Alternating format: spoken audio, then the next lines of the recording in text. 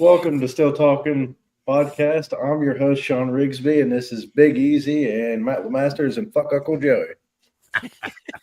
That's legit. That's legit. That ain't the worst one. You know what I'm saying? Like, that ain't the worst one. Like, it's not the normal one, so it's all right. You was over there practicing before you came on. That's why you was so quiet before we come on. You was rehearsing in your head. Man, all about well played. Uncle Joey takes a beating around here, man. I swear. Right. You're doing it yourself right now. First time this has ever happened.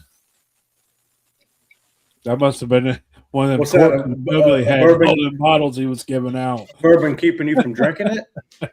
How you doing, O'Sheen? I went to pull the cork, and the cork just popped off in the old bottle. If you watched him, he did this with it like it was a pull tab, and he didn't twist it. No, actually, I tried to peel it off there. No, he didn't. Don't let him lie. Y'all remember the corks in all the bottles that Phil Billy was giving out at part of the bottle? Oh, everyone was popping off. I had got some of they were like rubber corks, like hard rubber for them style bottles. Dude, they're legit. Yep, you gotta finish the bottle and show who's boss. Yep. So we have a guest that I'm assuming forgot. Or something came up, you know what I'm saying? I would imagine something might have come up because, stuff happens. And you never know, they might come along a little soon. Oh, dude, that's legit. Look. You also put these little stoppers in these so they wouldn't leak. Oh, nice. Nice. Well done, Tracy. Smoky Mountain Squad Shine.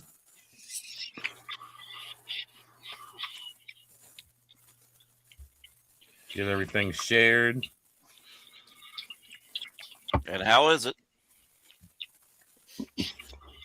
I can't tell you until I try it again.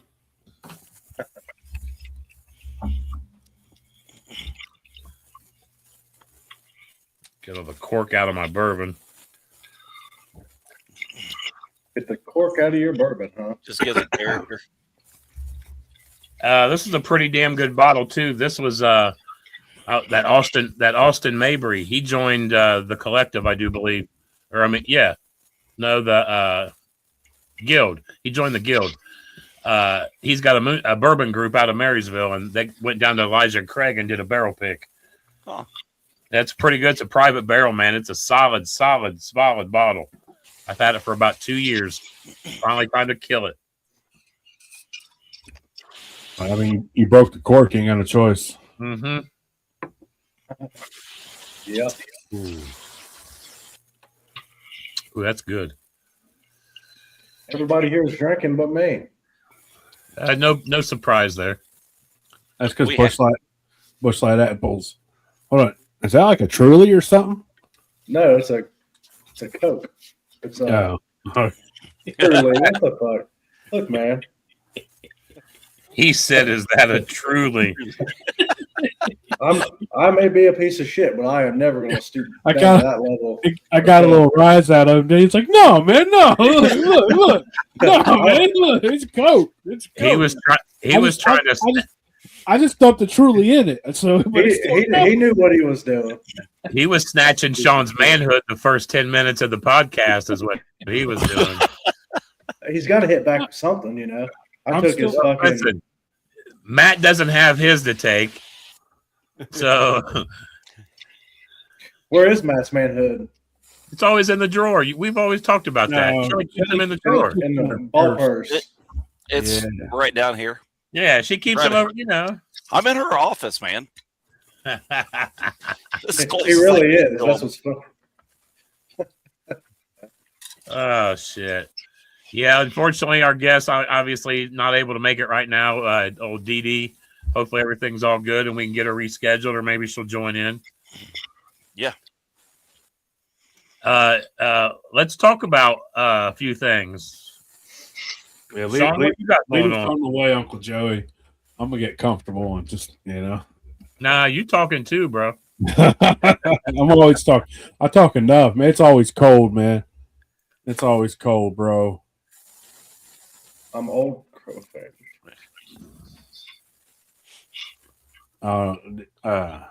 You like it warm or cold, Uncle Joey?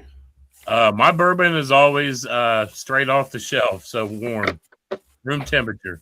I like mine on the rocks. I'm Yeah. on a rock type of feller. So I like if it's a flavored anything, I like it cold. But if it's like a brandy or bourbon or whatever, I prefer it warm. I put it all on the rocks so I could just sip it. You know, I'll take a couple shots and just sip on it for a long while, and then that way, like end of the night, it's like, oh man, I only had a few drinks. It's been 6 hours, and then you wait till you get home to really turn up. When you get home, it is wild how you put some liquor in the freezer and it changes. Mm-hmm. you can Leave it to mine to make it better. This agave is completely different than the freezer. So, like, you know how you say that with yours, like it brings the berry to the nose front. Yeah. We're just talking. Like, what liquor are you drinking on there, Uncle Joey? I have a bottle of Elijah Craig Private Barrel Bourbon is what I'm sipping on tonight.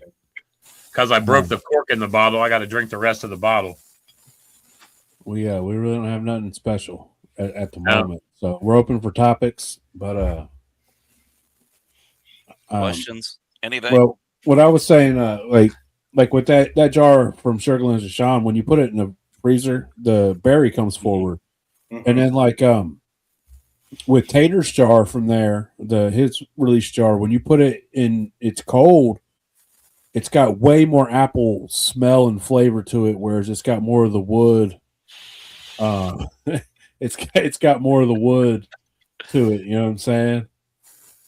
So, like, and I like it better cold. Like, I think it brings more of the apple. It's got more of an apple juice smell to it. Mm-hmm. And yeah, you said it just changes. I agree. Hey, don't worry, your time's coming too, there, Mr. Master Distiller Contestant. Yep, it's on the way.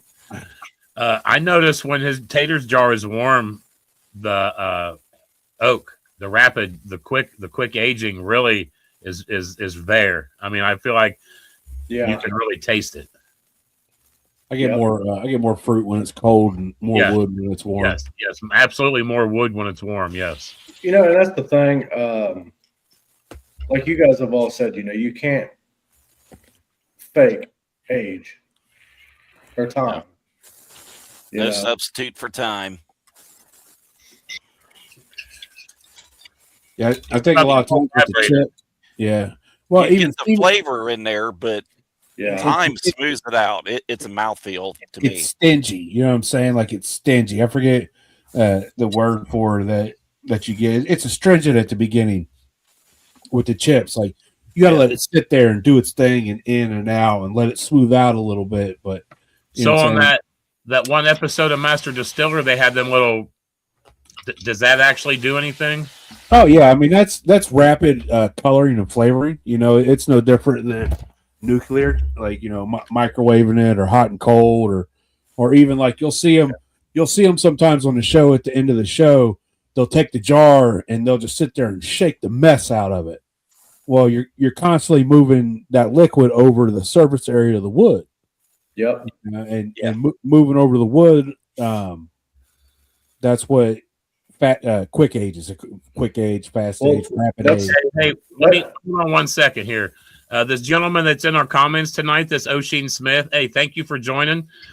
He was in our podcast last night, and he had some gin questions, I do believe. I don't know if Big Easy, if he wants to ask it in this group. I'm not much of a gin feller, but you know. Well, I think he was about some maceration. Still, so I think he was talking about some maceration. So I know you and Sean, I think, have dabbled in a little bit of maceration. So tonight might be the night for you to ask some questions if you want, Mr. Smith. I appreciate you coming on over. You know, we got this private group. It's called the Distillers Guild. It's just a little private group where we're all getting together and just sharing information, and it's all about being able to share information and share what you know and ask what you don't know. And really, that's what it's all about, without all the BS of other Facebook groups, this and that.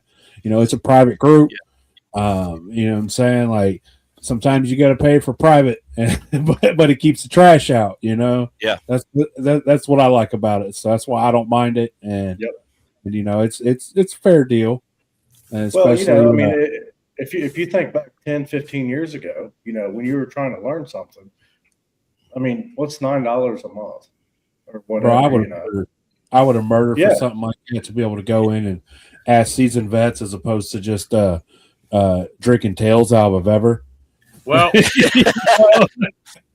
and let's be honest, not hating on these groups, but they're oversaturated with so many people at this point because so many people have gotten interested in it, and not everybody's knowledge and information is necessarily good and useful, but those people seem to be the ones that want to push it down your throat and act like they have the most knowledge. So sometimes those big groups are good because you have a large group of people to get information from, but you also have the opportunity to get a large group of maybe not so useful information.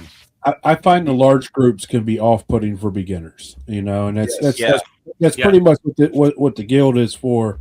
Is, hey man, I'm a beginner and this is what I do, and you'll instantly have a few people like, well, I do it like this, I do it like that. This is how I do it. All this month, I'm doing February is called the month of brandy, So every day I'm putting up something new that's part of my process on how I do it. Not how you should do it, but how I do it. So it's like, well, we're going to start here and we're on this, we're on that. And I think today was straining my mash at the end because that shit sucks. It shit sucks, like straining all that liquid out of the bottoms, in the bottoms of your mash, it's trudge, you can't put a pump in there. Like with corn, I throw a Harbor Freight pond pump in the bottom of my corn mash. Dude, it'll suck all that liquid out of there until that corn's almost dry because it's a pond pump. You throw it in your fruit though, and it's going to get clogged. So like I got a 5-gallon bucket with a brew bag, and I use it two different ways. At the beginning, when I'm separating my ferment, I put the bag on the outside of the bucket and I put the pump inside. And then I jam the bucket down into it. And if you could put some weights in it, you can. But I just jam it down into it, and eventually it'll sit down in there, and that filters it out. But then when you get down to the bottom where all that your trudge, your sludge, just that thick nastiness, well, you're not going to pump through that. So I take the bag and put it inside the bucket, dump all that shit in there, and then hang it over whatever and just let it sit overnight. I ain't got to do nothing.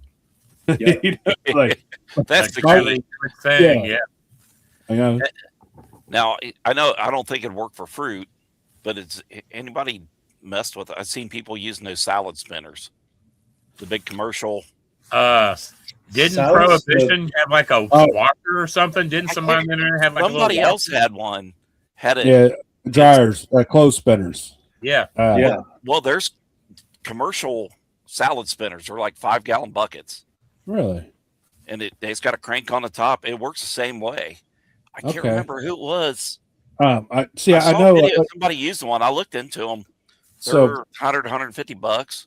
Prohibition had the dryer, and then every now and then you would see it hop off the table because it got off balance. And so there was a feller, and he designed a bottom plate for it so it wouldn't get out of balance. And so he sent it to Phil Billy, and Phil Billy got one, and whatever he did something incorrectly, and that motherfucker got off balance, and it flung peaches all over his garage and all over him and shit. And he got all mad. He chucked it out in the driveway. And our buddy Wes was like, "Well, man, that thing's all right still." So Wes takes it, and I'm like, "Hey, man, you know what I'm saying? Like, you might want to strap that thing down." He's like, "Nah, man, it'll be all right. It'll be all right." And the next day, he's like, "You was right, man. There was fucking apples all over my garage and all over me." And I'm like, "My man." You gotta watch them spinners, man. I believe old Gary White had bought one, and same thing, dude. Like it ain't no different than like you know how when your washer's spinning and it gets off balance, that thing starts going. Same deal, man. Like you got to get that stuff in there just perfect. So I'm wondering about the salad spinner if it evens it out better, and because when you're putting all that mash in that dryer, it's in a brew bag, so you're already concentrating it to a ball. You know, it's kind of like throwing a bowling ball in your dryer and turning it on. You just got one ball in there, boom, boom. So like, I wonder if you was to put a lot in there, like put a few brew bags inside, maybe to even it out, as opposed to one. I don't know. I don't mess with them. I just dump the shit in a bucket and let it hang. Like, might have to invest in one this spring just to see. Everybody that I've seen use them dryers, that always hops off the table, and like when I saw Prohibition do it, they was using grain, and Phil was using fruit, and he didn't have the bag tied shut or the bag broke or something, dude, and it was all over the place, man. And I just walked up and I saw it in his driveway. I knew what happened. I couldn't help but laugh. It was funny. That'll teach you to how be many late. times have you walked up on some shit like that? You know what I mean? Oh yeah, it's a good time. You just never know. You just never know. There was a fire, Which time? right? Oh, I forgot. Yeah, shit, I forgot. He did it himself. You have that, man. The stuff gets crazy when it's warm out, Mr. Benny. Don't threaten. Uncle Joey's already been there. He's already 1 foot in. Ooh, yes, sir. Here, matter of fact, let's do a little bit of the. What is that?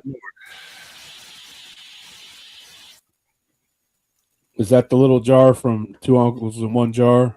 Nah, this is some good old fashioned liquid. liquid in a jar. Yeah. Come on, Uncle Joey, spit it out. What is it? Stop talking. Should have stopped about. When you put a Q-tip in, you stop when you feel resistance, right? Regular THC. Well, what if you don't feel There is no resistance? resistance there.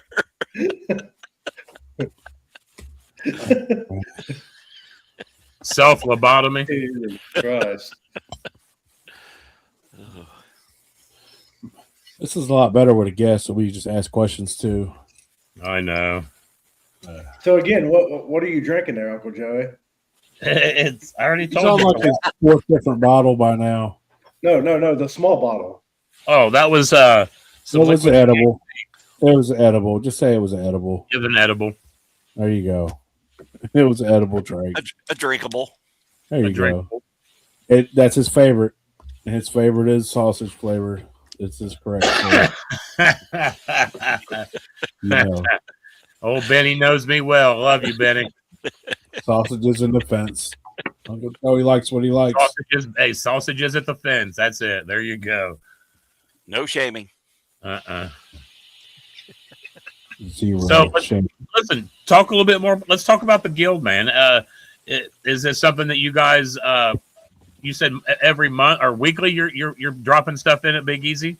Well, right now I'm dropping daily. Daily. Nice. Absolutely. Yeah. And so it's just all leading up. Just getting it, like the beginnings. Like I believe the first day was know your ratios. I shared a thing about ratios, and then I talked about sugars and nutrients and yeast, and every day it's just something new. And it's just all the things that I consider going into it. And they might not be the correct way for some people, but it's right. It works for us. Yeah, and anytime that somebody puts a post up, then responses are welcomed. Add on to it.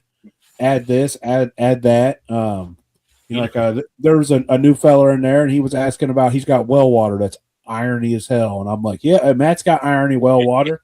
Tagged him in. I was like, I don't know shit about that. I get it from the hose. I tagged Matt in, and Matt's like, I just do this, and that. So I'm saying like I didn't have the right answer. I just shared what I do. but I'm not saying it works we for found him. somebody who experiences that, and that's what it's all about. And there is no like I refrain from the ball, like there's no ball busting in it either. Like you know what I'm saying, like we don't ball bust. Yeah. Yeah. We do take like little underhanded shots every now and then, but it's always it's towards the greater good. So Yeah. Yeah. Try to keep it serious because I mean, no, people are trying to learn, and yes, and that's like my thing in there that I posted a while back is, when people are new, I start with sugar because essentially you get the fermentation. You see what a healthy fermentation is. You learn your yeast temps, all that instead of jumping in and diving in. You got to walk before you can run. yeah, and, Well- sugar. Oh, go ahead. No, that's something that I feel like, I wish there was some, like, when I first even got to look into watching videos, I wish there was somebody like Big Easy that had like a PSA video out there that was like, hey, my name's Big Easy, and I'm just here to let you know that there are no right and wrong ways. You know what I mean? Like someone that that lets you know that it's okay. Like, because there's not really anybody out there like him. You need to do that. You need to do hey, all you new Shriners out there, I'm gonna tell you something. There's no wrong way. There's if you watch my banana brandy video, I talked about it the whole time. Yeah. This is how I do it. I mean, how you might want to do it or how you heard anybody do it. This is how I do it. This is what works for me. And we talk about it all the time, like it's your way, man. Figure it out. Yep. Yeah. And that's like when people do try to do conversions, man, and they're like, oh, well, I messed up. I'm like, just add sugar to it. Just bump it. Get where you need to go, and just keep trying. I mean, yeah. Keep trying. It's just gonna keep getting better as you go, Whether it's corn liquor or banana brandy, it don't matter. It's all. But that's like you said, you hit it right on the head. Everyone's got their spot. Everybody has their place. So you might try it and may not like it, and then somewhere you'll stumble upon a certain corn that you really like, and then boom, okay, now I've got Big Easy or Phil or Sean or Matt. Now I've got these guys I can talk to, but there's just everybody's got something that they like, and once they find it, that's what you want to make. So I think that's the cool thing about this hobby. There's so many different things you can make liquor with. Well, and everybody's opinion differs too. Yeah. What you like might be different than what I like. Yeah. So I'm happy when I make what I like. I mean, that's a win. Not everybody's going to like what I like. That's like, earlier we were talking about you like what you like, baby. Corn liquor that's gone through, 20 plates or whatever. I particularly don't like, I don't say I don't like corn liquor because I do, but I prefer a lighter taste. So I prefer a corn liquor to be going through, 4 or 5 plates personally. Yeah. Now brandy, no. But I believe it's dependent on the corn, just like dependent on the amount of rye. There's a balance. Yeah. But there's always a balance. But like good question up here. But for me, corn's grungy. I get that word from Bad Santa. Corn's grungy. I just want to pot still it, man. Anything run through place to me, I just think it gets over distilled quickly. Not saying it is, but it can quickly get over distilled. Mm-hmm. So Oshin, I think in the beginning, you have certain people who learn different ways, and so some people learn super simple. And if they get bombarded with all this information like breeding yeast and what grains are best for taste in the beginning, it can be off-putting for them. And so it's always important, like keep it simple. Start easy. It's a really good point because, you can dive into this as far as you want. There's so many rabbit holes, or you can keep it simple. Right. Yeah. I mean, you need to keep it at the level you're comfortable with. That's a very good point that you're asking. Right. I always recommend that, my first recommendation for a beginner, your first mash should be Uncle Jesse's Simple Sour Mash. I agree. Yep. So port shine, corn, sugar, water, yeast, no converting of the corn. You learn how to sour mash it in. You learn how to deal with the pH problem you're going to have around 3rd or 4th gin usually. You learn a lot about making liquor by just doing a simple sour mash.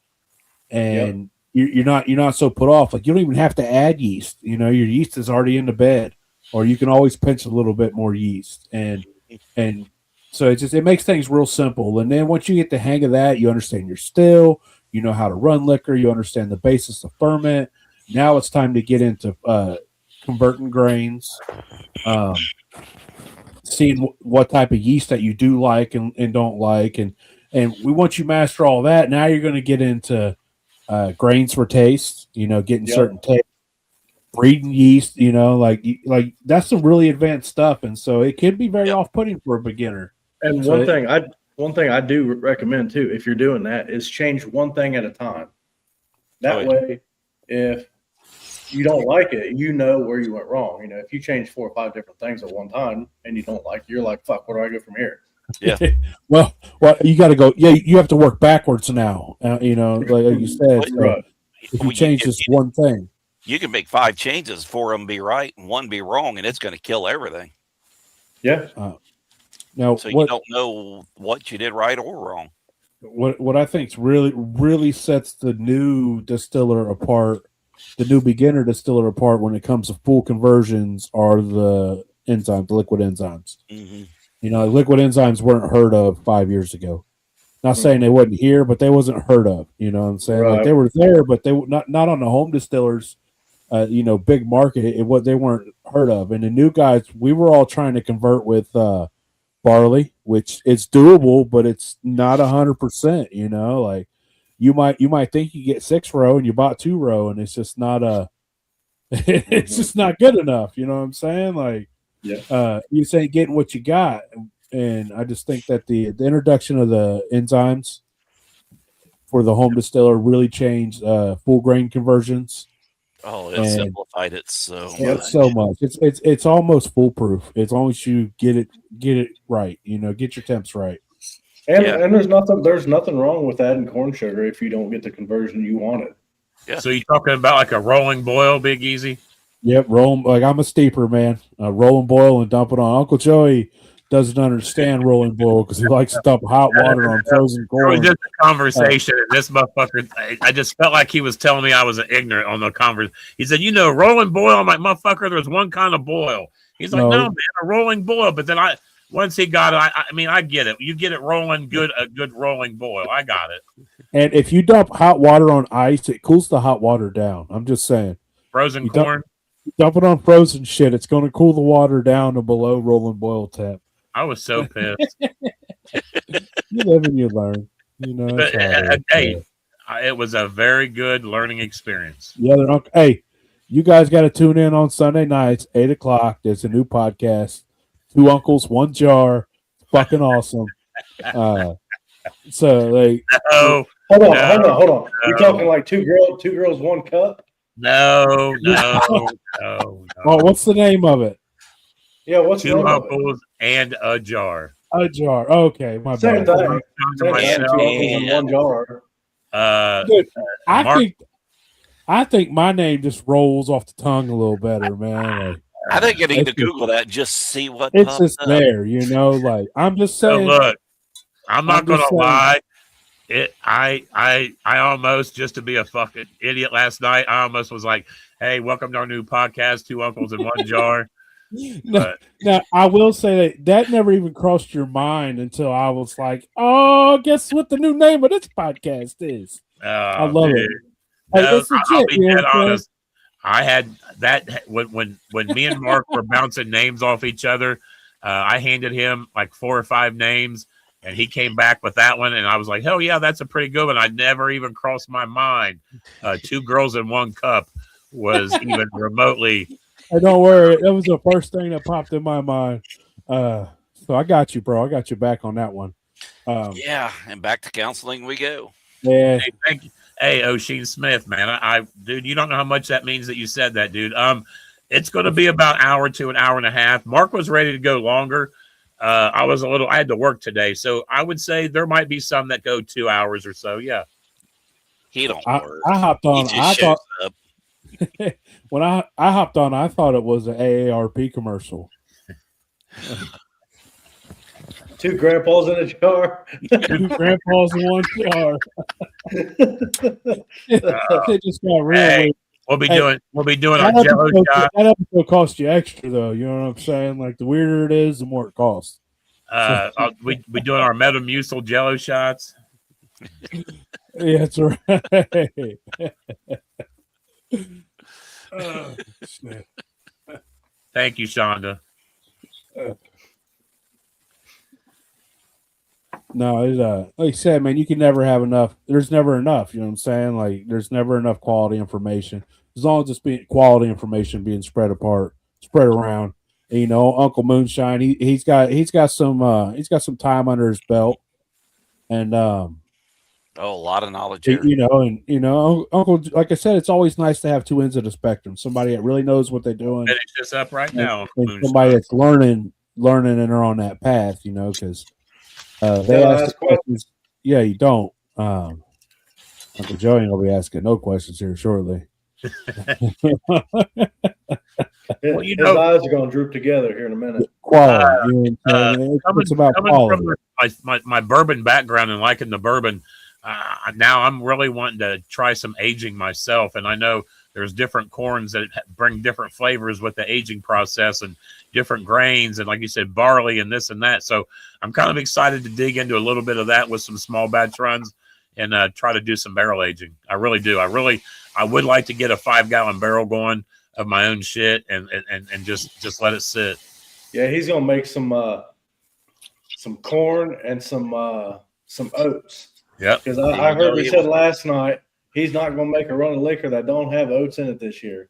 I'm gonna put oats in a lot of stuff. I'm gonna experiment with oats this year and really try put some stick oats.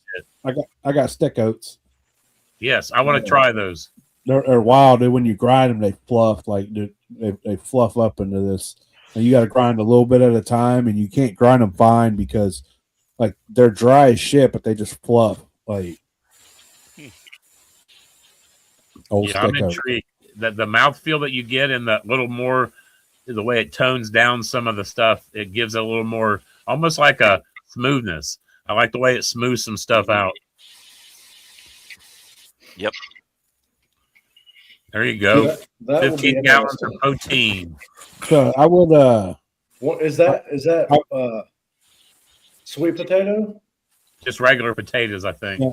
I would imagine in that 15, now she's getting close. I would imagine she's close. What I was thinking. I said you're the first person I've heard aging a 15. Was it a new or a reused 15? Because that makes a big difference. Because when you reuse them and you're making a whiskey style, because you're reusing the barrel, like you have to let it sit a lot longer in order to get that flavor. Because all that good first flavor is stolen from it. Mm-hmm. But it takes a while to get through the original liquor that was aged in the barrel. Well, you got to think like when you make bourbon, it's in a brand new barrel, and so It's been used. A lot of that good flavor in it, it's been used fast. Even though it's sat for 5 years or whatever, it's been used fast. So when you go to refill it again, it doesn't have that much punch that fast. It takes longer for it.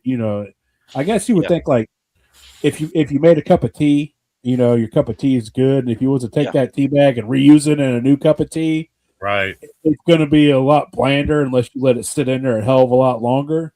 Right. I guess that would be the best way I could equate it together. So using tea bags. Yeah, hey, I piqued your interest, didn't I? Yeah, it brings back old memories. That's right. Muscle AEW memories. Yeah. You said it, we didn't. So it's just now getting that oak flavor, but once it gets there, man, it can jump quick. Like that's the thing about barrels. Like it takes a while to get there, but once it's there, it can go over the top really fast. And you see that with spirals and chips, and you wait, and you get impatient because it's not quite there. It's not quite there, and you forget about it for a week, and then all of a sudden it's too much. Or you forget about your barrel for a month when it was close, and then it's too much. Like it's kind of like when you're proofing down your liquor. You had a lot of water at first, and your hydrometer don't barely move, and then towards the end, just a little bit of water moves your hydrometer a lot. So it's just kind of like You know what else moves your hydrometer a lot? Yep. Flavoring and sugar. I told that story on the podcast last night. I thought about how poor Wes damn near lost an eye when we got back from North Carolina. It's like, look at this, Wes. I pushed it down so it would shoot up.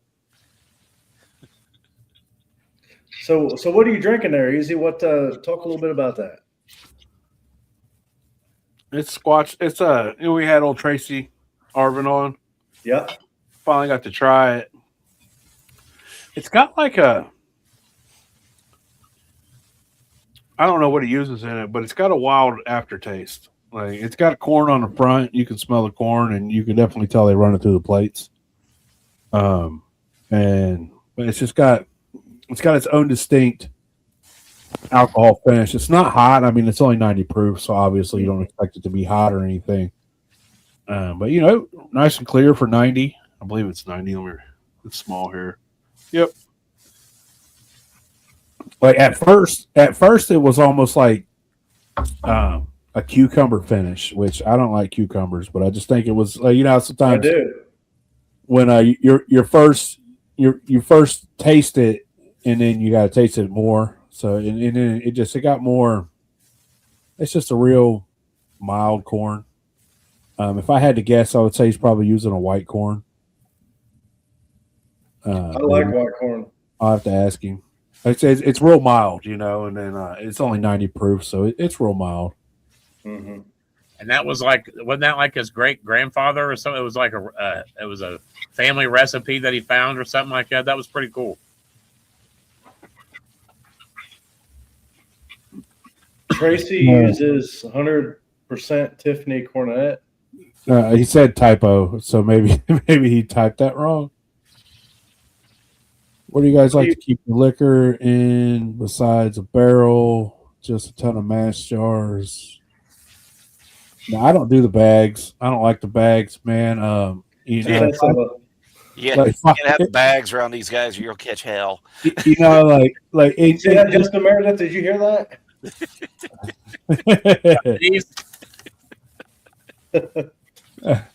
That's Grandpa's sippy pouch. Yeah, that is. It's a Grandpa's sippy pouch. I mean, if we were running something fairly big, some 5-gallon buckets, 5-gallon bucket or a glass carboy or something. I mean, just whatever you got. How long you plan on it sitting? Glass jugs. Those plastic flavors. There's too many. Like even when you start keeping, it depends on how much liquor you got. You know what I'm saying? Like.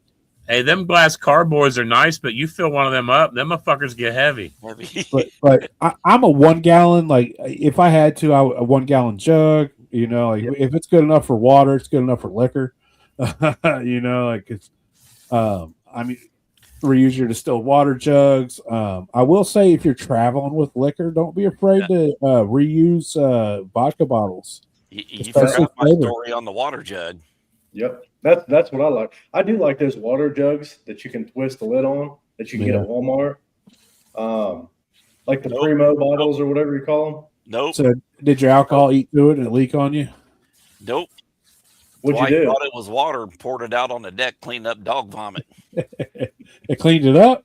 She's trying to tell you something, man. A gallon of rum. She's trying to tell you. Oh, just a gallon? Oh, hell. Shit. She did you a favor.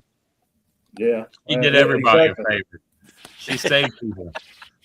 Here before long, she's going to be fucking beating this shit with a baseball bat. One still at a time. I will say that the blood bag things, it's a cool idea. Those were cool. What's a blood bag? They were blood bags and they had liquor in them, and you could pop them open and drink out of them. And okay, yeah. They were cool. For put red in them. It looked like blood bags. Like they were cool. I don't really drink from the bags. Worst case scenario, I'll pull the Rigsby and just dump my liquor in a water bottle. But usually it's just, hey man, here's a jar. Here's a little jar. Here's a jar. I used to never smuggle clear liquor in until I hung out with you guys. Well, that's because you didn't know nothing about clear liquor until you met me. At horrible night at Sturgis' basement. Oh, no, that horrible night. Dude, I felt so horrible the next day. I felt so shitty. I Yeah, cussed you him. did. That's because Big Easy rolled in there and got everybody hammered. Rolled in the Matt Brown door. Yeah, it did. No, I got to use the front door. Oh, that's right. They let you come in. That's right. Yeah. It's good. Only one of us showed up, to treat me better, and then I got treated twice as well because only half of us showed up. Oh yeah, wasn't Sean supposed to be there that night too? I was. Is that truly? Motherfucker, you know exactly what that is. He is 100% trying to sneak that truly in without us seeing it.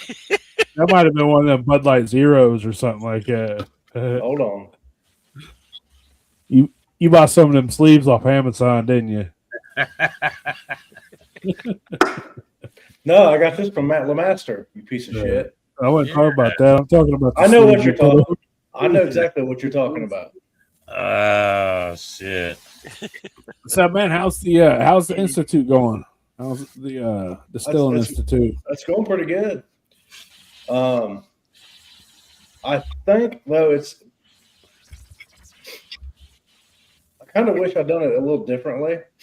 But it's going pretty decent. It's just getting people to know that it's out there, just like the guild. It just takes time, I mean, just like with this here, like we're in year 4 on this. You know what I'm saying? Like we've been cranking for 4 years on this thing, and it's just every now and then you got to change things up and throw curveballs because like I'm saying, had we not brought other people in, it would still just be me and you and whoever you got on once every 3 months. Once every 3 months. Hard at it for like a year. We go every Monday, man. We've been going hard at it. Well, me and Easy went hard at it for a while by ourselves. How many episodes did we have before we had a guest on? We had a few episodes where we had a guest on, and like any time that you get into something like this, you really gotta seems like you got to put a lot in early, just to show people you're legit. Yep. And most people don't make the podcast past like a year or whatever it is. I read a while back.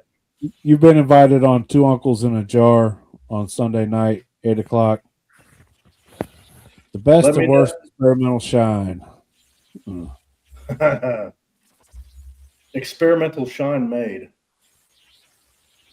I'm not big on experimenting because I'm lazy and I'm cheap as shit. And so I'm like, dude, if I'm doing something, I'm doing it for. Now, I will say, back in the day, me and Philbilly we did some wild stuff early on in the YouTube videos. And I would say that the worst thing we ever made was the Milwaukee's Best Ice at Brew Shine. Bro, it was disgusting. It was as bad. It was worse, if it's possible. And then the thing I did worse on my own was I took a keg of IPA beer and threw a top end on it and distilled it into liquor, man. And it was one of the worst. It's just beer. Beer's the worst thing I've ever done. Let's see. Bennett said wedding cake. I've never dabbled with pastries or anything like that, just because I watch all these other fellers do it, and the oils and the muck and the flour, and it ain't my dig, man. Well, he got that wedding cake off of Moonshiners, But wait, I think he saw Mr. Master Jason do it on TV or something like that. I don't know, some shit. That or his idol. I had no part in Piss Billy, so I had no part in the Piss Billy still. Just so you know, he was like, "Hey, man, you want to piss in my you want to piss in my air still?" And I'm like, "What are you talking about?" He's like, "I'm pissing in this and making a video." And I'm like, "Nah, man, I'm good." It was just sitting in the middle of his living room, and not his living room, but it was in the middle of his garage, right in the middle of his garage. You walk in, there's just piss on in it and all around it, because Phil ain't pissing in nothing this big. I mean, motherfucker can't hit a toilet this big. Motherfucker ain't pissing in nothing that big. So, it took him so long to fill it up, I could imagine. I think there was some information out there where you can take the piss of a diabetic person, Yep. ferment it, and There distill was it? actually there was a feller on TikTok. I think his name was like Lawnmower Man or something like that, and he was diabetic, and I guess he would be like, I don't give a shit, and he'd fuck up a bunch of sugar, and like he fermented his piss and he distilled it. Like there was enough sugar in his urine that he was able to ferment it, and it ain't my dig, like I'm good. That's not something I don't need to do. Like I don't need to do, man. So I mean, in the movie Dodgeball, I don't drink it because it tastes, or I don't drink it because it's sterile. I drink it because it tastes good. I mean, no, there's no way. like, Phil ran it through the air still, and he's like, it was minerally, and I'm like, still, bro, like I'm good, man. Like, and the air still isn't enough distillation for me. You know what I'm saying? It's just like the question is, does he still have it? The air still, yes. I thought he donated that. No, He probably raffled the motherfucker off. So like, it's not enough give for any you, ideas. it's enough. It's enough for the Master Distiller show. So here's my thing. I saw they just did the another vodka episode, right? Yeah. That's 2 vodka episode winners. Like now, so they've made it out. They've made vodka from grain. They've made vodka from potatoes. Now they need to make vodka from sugar because that's the only really sugar cane, sugar, anything sugar wash. Yeah. And then they can have a grand champion vodka episode. You got 3 winners. You might as well have a grand champion episode. Shout out McGilla. I nominate us 3 in black to face off in a sugar vodka episode, but we got a clue to make sure Matt gets a pace style still. Do I get to be a judge? Sure. So like, I had heard that Master Distiller was done after this season. If that's the case, then Bennett's episode will be the last episode ever. That's what And happens. Saving the best for last, huh? Hey, These I guys do look that. for that. I'm going to save it for when Bennett comes on right before his show. We will be all getting together on March 3rd. It's on the 3rd, right? I believe so. 7th, 3rd. When is it, Bennett? You're sitting right there in the comments, so I can keep talking about it. And I think his episode is the 3rd. Is it on Tuesday? yeah, Yeah. it's gonna be a 3rd. So we're all going to get together on TikTok and watch it together. He'll be Since, on the night. Obviously, we can't, all travel to North Carolina on a Tuesday to watch it. But when his jar does come released at 2 Trees, we're all gonna patty up and make it down for that. So Road trip. Yeah, I would never miss Bennett's release. yeah, I bet you wouldn't. Not miss that for the world. So, Yeah. did 2 Trees ever get a still? Yeah, when Bennett takes one. Hey, Ben, you need one? Do you need a still for 2 Trees? I know a fella with a couple. That was the big question. 2 Trees didn't even have a still. We didn't. I figured it was just going to be GNS, but that's a different episode. Like we tried to get them on the show. We did try to get 2 Trees on. That's also a different episode. So maybe all we can do is hope. But anyways, if they did end the show, then we need like the History Channel to go on ahead and pick up like Distiller Wars, or what I'm saying, Distiller Challenges, or what I'm saying, Moonshiner, Moonshiner Standoff or some shit, man. There's definitely a market for a much more fair show, I think. You know what I'm saying? Like to where More true to life show. Well, no, I would just like to see like, hey man, everybody's got the same ingredients in the same still. Let's see what you got. It's funny you say that. Everybody's I got was the talking same to shit. a gentleman where he knew he was done from the go, just the still that he was given. Mhm. Yeah, if I don't get a thumper, I'm fucked. I mean, that's just Well, I wouldn't say I'm fucked because like for somebody that's been around and who has done a lot of different things, a lot of different ways, you're able to concoct a way to try to do your thing. Like legit, if I went in and I got just a single arm still and I just needed to like double it up, I would run it, and as soon as it ran, I would dump it right back in my pot Right. and run right into while it's running. I'd pop that sumbitch open and dump it right in the pot and rerun that liquor. And while I dumped it in the pot, I would infuse in that pot all at the same time. You know what I'm saying? Like I would use my pot as a thumper, and I'm not a strip and run type of feller, but I'm a doubler. You know what I'm saying? Like I'm a doubler, and I think there's ways. And like you ever watch JJ's episode, his first episode? Like that dude created some shit. Where he wrapped did he wrap cold rags around his arms and shit? Dude, he like create. I don't know. Like his shit was wild. Go watch the Armed Force episode with JJ in it, man. My gosh. I don't know that I can want to see Matt's face again that long. It's all right. You can see JJ's legs. Should be all right. Shit. Shorty shorts. Too much like a family reunion. But so there it is. When you watch, like I don't think enough of them. I don't know like the background rules and stuff like that as to where like what you can do to modify your rig a little bit. But dude, there's enough parts and shit there. We're gonna create something to do what we need to do with it, and every now and then you'll see somebody do that to where they create, and I believe that's part of it. Like, all right, I got this. What can I do with it now? If you're doing something straightforward like a grain liquor and you really want that super grungy flavor, then a little straight arm ain't so bad. Hell, it might work into your flavor if you're doing an oily corn or anything like that because you're really pulling flavor. But I mean, the reason why I said I was fucked because I'm trying to play to the judges. You know what they like, what they run. Yeah. And unless you get some random judges that don't, then you kind of, I don't know. Give the contestants $500 to build a still and source ingredients. Yeah, I'm rolling over the keg still. Yeah, give me a beer keg. I'm rolling over the keg still. $100 for the sugar and $300 in my pocket. Let's get it. There's a true master distiller show. Fuck the copper pot. Give everybody a keg still. Everything, you know what I'm saying? Everything. All right, first round we're going to run on our rigs.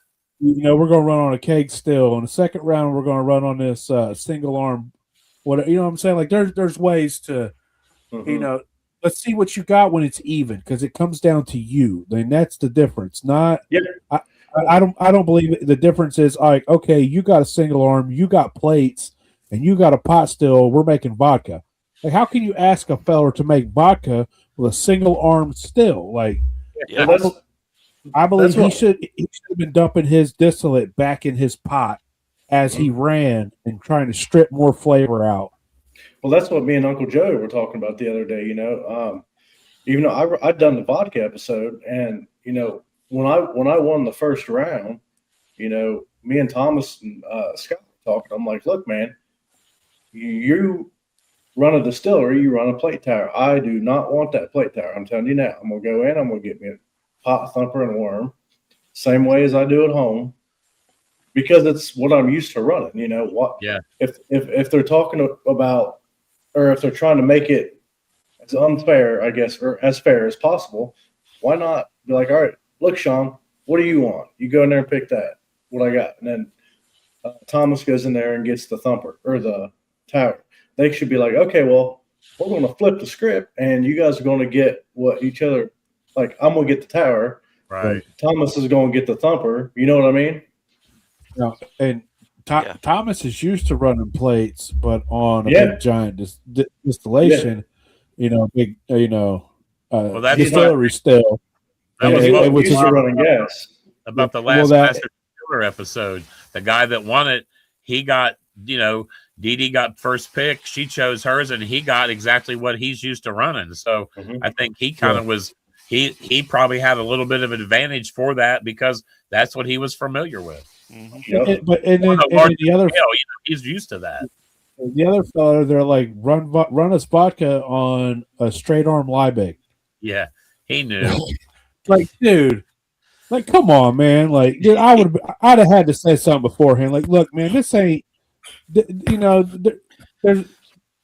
there's no level of fairness because it's not a game show; it's a TV show. You know what I'm saying? Like, and so there's no prices right.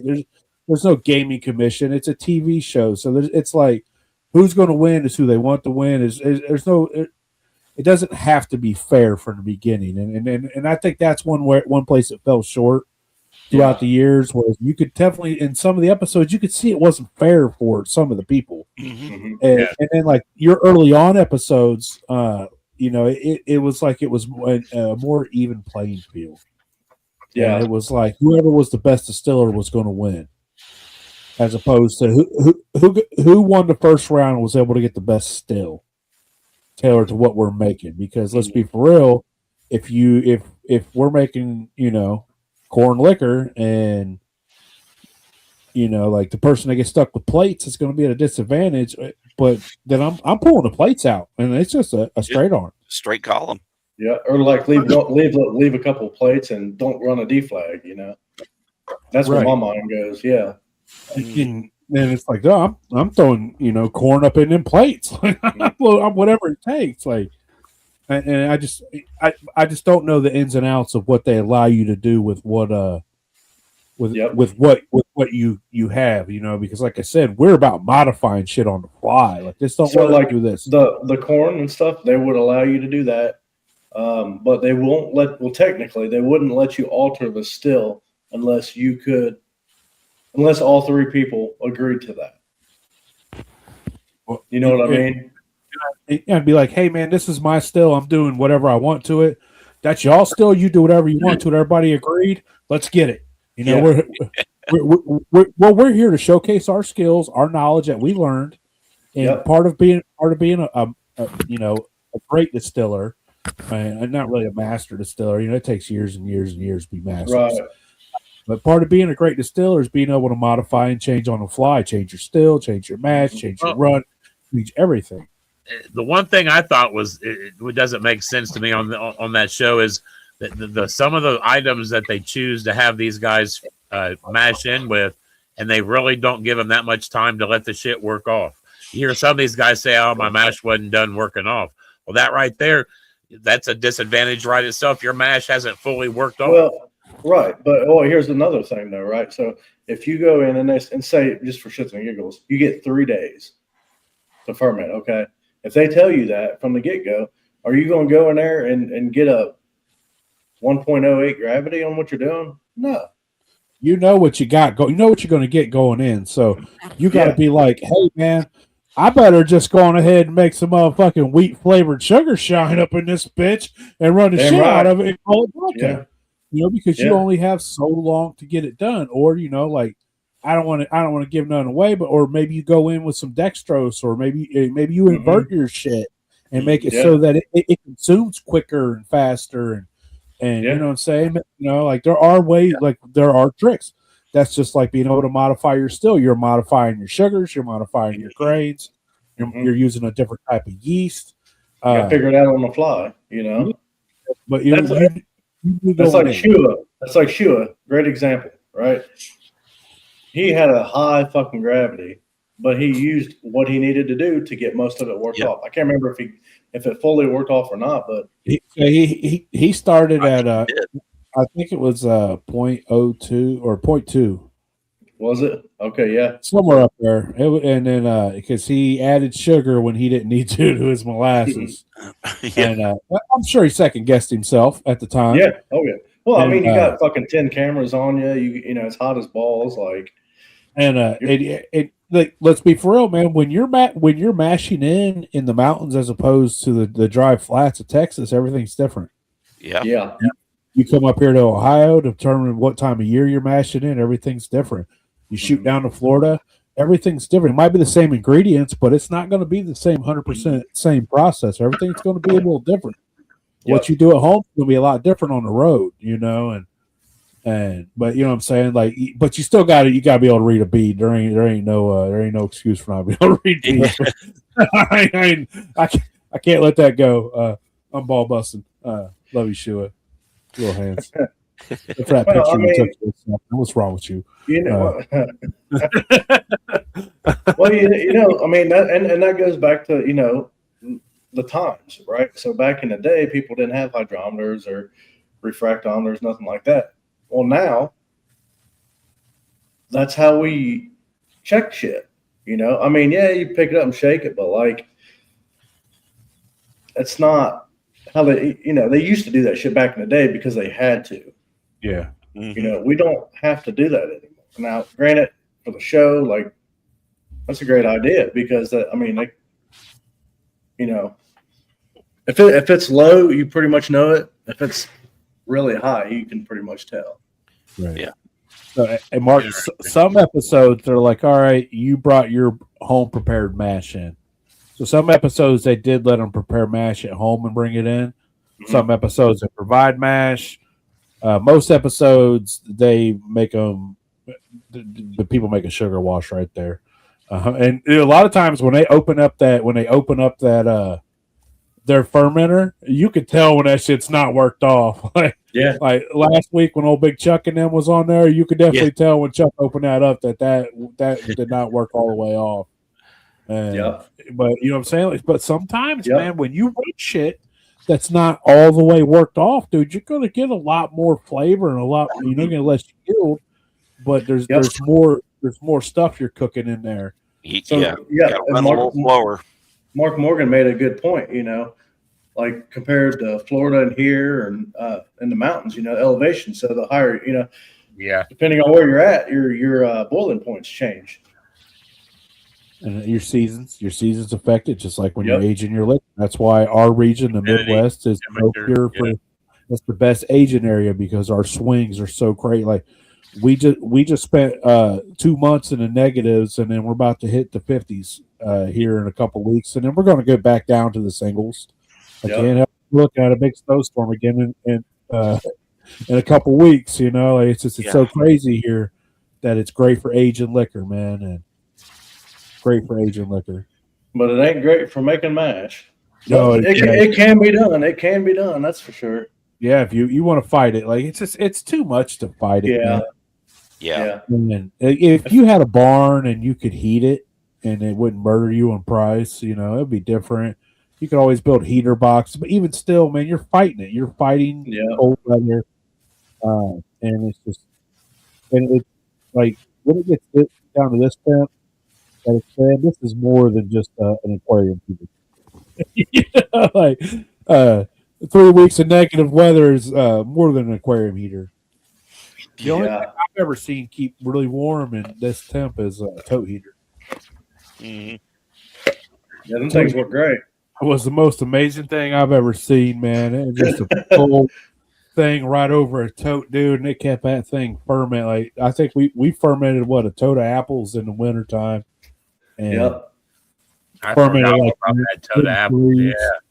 That was a badass thing. Yep, that was apples we broke sturgeon on. Yeah, that broke them. That was a good time.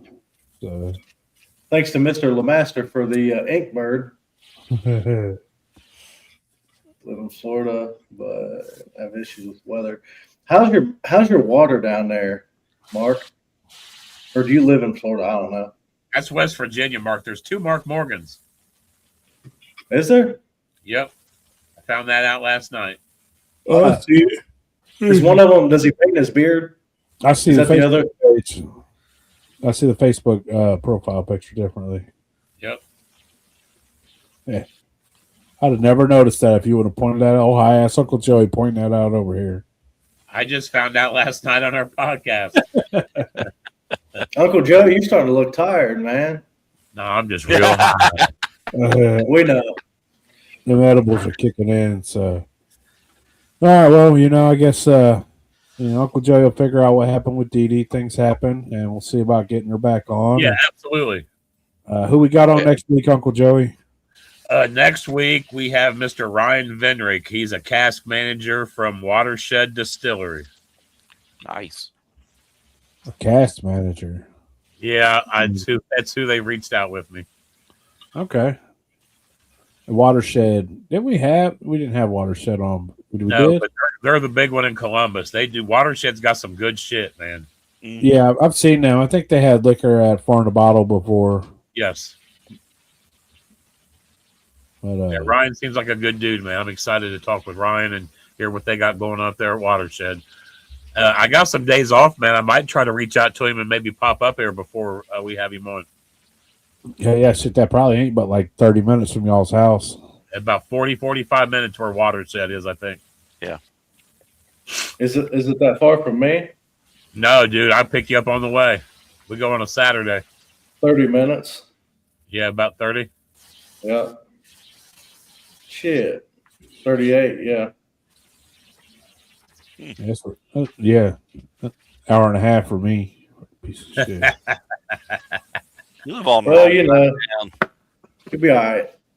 Be all right. So, hey, join the guild. Check us out, man.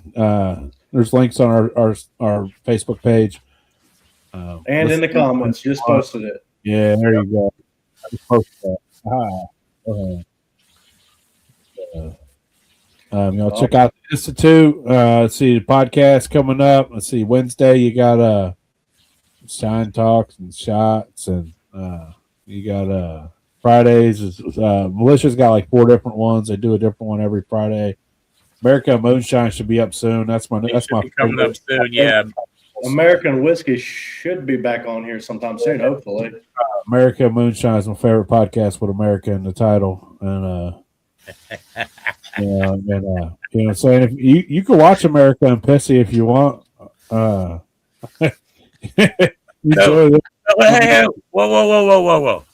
So let me ask you guys a question before we get off the air tonight. Let me ask you a question, Sean. If I invited you over to my house, and you've been down my basement, you've been down my basement, you've been down here. So I got up real quick and I said, "Hey man, I gotta go piss real quick." And I run back there to my bathroom and I call you back there. And when you come back there, I piss all over you. Would you beat my ass? I would certainly try. After you did away, I'll punch the shit out of you. Fairest answer you're going to get. And then piss on you. Yeah, while you sleep, I'm going to pee on you. That was something that yeah. Anyway, that's all. Different strokes for different folks, man. People like what they like, man. So. No king shaming here. No king coming from the guy who's shaming. No, he was just asking a question. Know what you would do. All right, well, y'all take care. We'll see you Monday night. Have a great week. Enjoy your weekend. Y'all tune in Sunday. 2 uncles in 1 jar. 2 uncles, 1 jar on Sundays, man. The longer it goes, the jar might come out of one of them. Y'all have a great night. Shit. Thank you, guys.